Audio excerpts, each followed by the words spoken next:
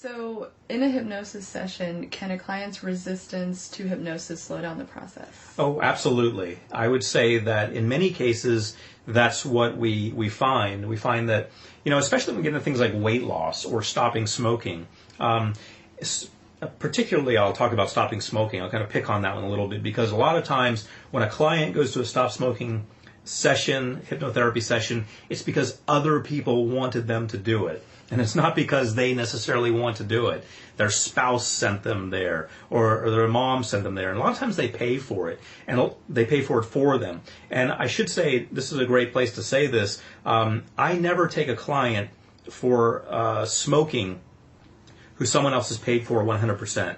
I make sure that that person is at least 50% invested, because you need to have them on board with you. If they think it's someone else's money, now if it's a spouse, it's essentially their money. But if they think it's a friend's money or their parents' money, a lot of times they're going to think, well, we'll see if this works. If not, I haven't lost anything. So they're not really invested. They're literally not financially invested in their change. And you may think, well, why does that matter? If hypnosis is so powerful, and we're just talking about hypnosis working or not working, why does how invested they are matter? It matters because you need to have them on board, because a lot of the change that happens in hypnosis happens outside of hypnosis. You're programmed to do certain things, but in each moment you have a choice. You have, if it's weight loss, you have food in front of you. It's, 11 o'clock at night, you have food in front of you. You have a choice. You just had something happen, just had a breakup, and you used to smoke, and you're thinking of going back to smoking, and you're thinking of buying that pack of cigarettes. Now you've bought it, and you have it in front of you. Are you going to smoke or not? It's a choice in that moment. There's no hypnotherapist there in that moment. There's you and the cigarettes there in that moment. So when you have leverage such as, oh my goodness, I just paid a lot of money for a hypnotherapy session, and I invested my time, I had to drive there, I had to do this. If this doesn't work, I'm out this money, and I'm still a smoker, I'm not going to smoke.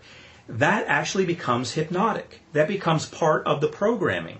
They start to reinforce the idea of being a non-smoker for various reasons, but does it really matter?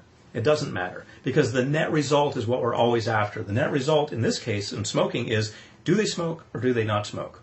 I want as many things going for me as possible.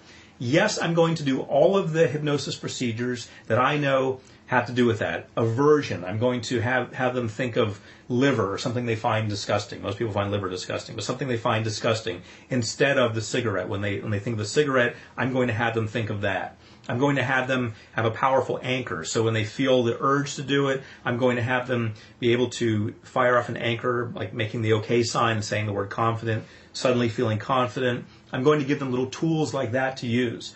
But ultimately it comes down to just having enough of whatever it is to get them to stop smoking. So that's where the power of that comes in.